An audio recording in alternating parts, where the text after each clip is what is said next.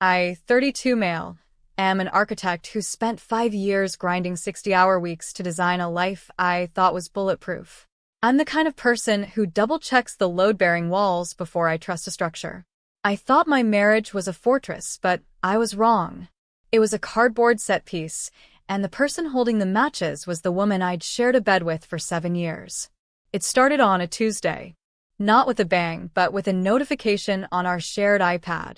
My wife, 31 female, was in the shower. A message popped up from her mother. Did he sign the papers for the investment property yet? We need to move fast before the audit. I didn't know we were buying an investment property. When my wife stepped out, wrapping a towel around herself, I held the iPad up. I didn't yell. I just asked what the investment was. She didn't flinch. She just sighed, that weary, performative sigh she used when I was being difficult. She told me it was for her brother, a guy who has been between jobs since 2019 and has a gambling habit the size of a crater. She and her mother were co-signing a condo for him. She called it a family matter and told me I wouldn't understand loyalty. When I asked about the money, she admitted she was using our joint savings as a bridge loan. She told me not to be small-minded because I made enough to cover the difference in a few months anyway. The entitlement was a cold splash of water. My wife hadn't worked a full-time job in 3 years, claiming she was finding her passion while I paid for everything. Now, she was leveraging our joint credit for her brother. I told her no. I told her I'd be moving our liquid assets to a personal account and that she was not to sign anything using our marital credit. She looked at me then with eyes I didn't recognize. Sharp. Predatory. She told me I owed her everything for the 7 years she gave me. I left for the office with my head spinning. I called my lawyer to check my standing, but as I sat there, I got a call from my bank. They wanted to verify a wire transfer request for $140,000 to an escrow account listed in my power of attorney. I hadn't signed a power of attorney. I told them to stop the transfer and send me the document. 10 minutes later, I saw a forged signature that looked exactly like mine. My wife's best friend was a notary, and she had clearly stamped it. I didn't go home. I went to a hotel and started digging through our digital footprints. I found a hidden folder in our cloud storage. It wasn't just financial betrayal, it was a blueprint for my destruction. There were emails to my main competitor.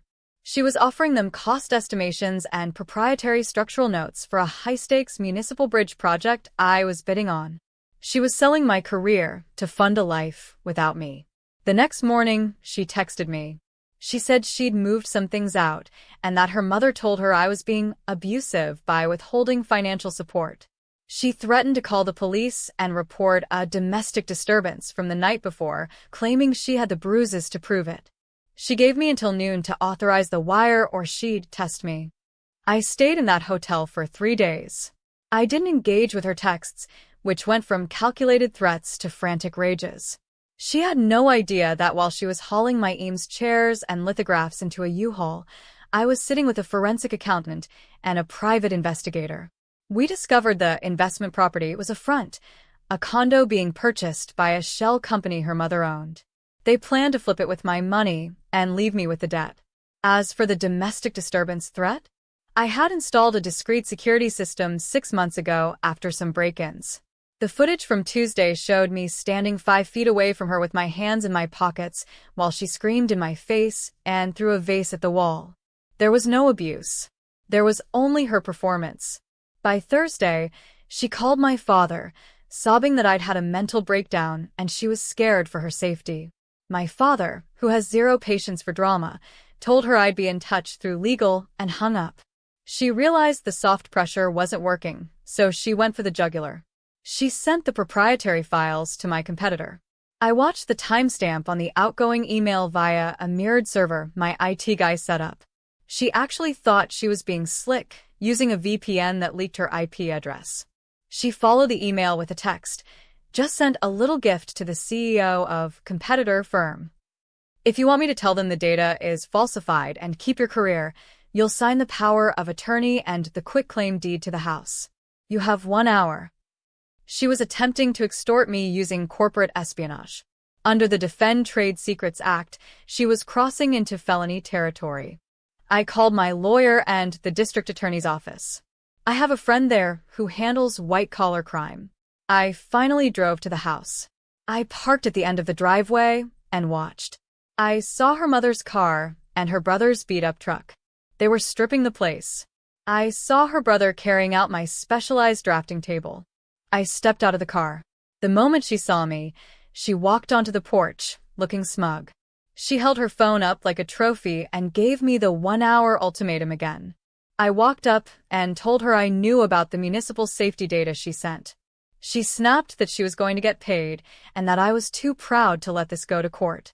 Her brother walked out, wiping sweat from his forehead, telling me to just sign it and that she deserved it for putting up with me. The audacity of this man, who hadn't paid a bill in his life, standing in the house I paid for and calling me a jerk for not funding his sister's theft, was breathtaking. I told them I wasn't signing anything. My wife's face contorted, and she actually started dialing the police, claiming I was being aggressive. I told her to go ahead, but mentioned that the competitor's firm had already been served with a notice of receipt of stolen property and was cooperating with the DA.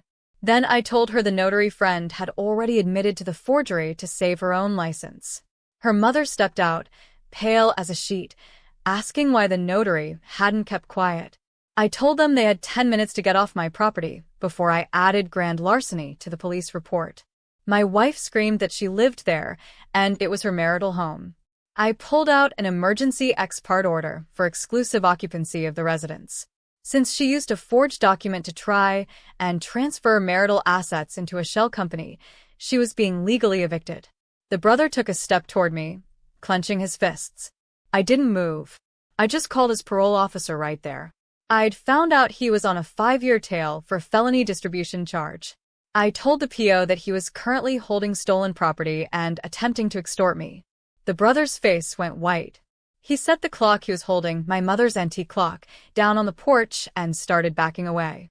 Then my wife tried the tears. She sat on the porch and wailed that she did it for us so we could retire in Tuscany. I told her I'd seen the villa rental folders on her laptop, the ones that didn't have my name on the guest list. She wasn't saving me. She was liquidating me. 2 black SUVs pulled into the driveway, the process servers and my private security team, followed by the DA representative. The representative informed her that forging a federal notary's seal and selling municipal infrastructure data were criminal matters.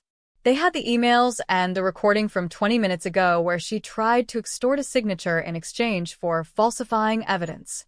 The next 2 hours were a masterclass in satisfying chaos. The security team unloaded the U-Haul, putting every single piece of my furniture back. They checked every box the mother and brother had packed, reclaiming my electronics, my passport, and even my grandfather's coin collection hidden in her makeup bag. My wife was served with a temporary restraining order and the divorce petition on the lawn.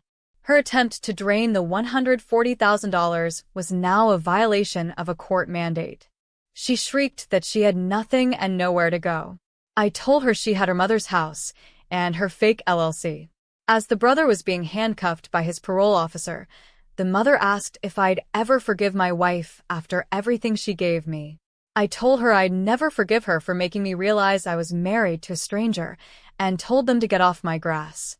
The legal fallout was a landslide. Because I documented everything, the court viewed her entitlement as a criminal liability. In my state, egregious behavior, like sabotaging the source of marital wealth, affects asset distribution.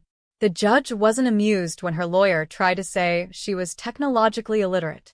My lawyer played the audio from a home security system where she told her mother she was going to bury my reputation so deep I wouldn't be able to design a doghouse. She lost her claim to alimony.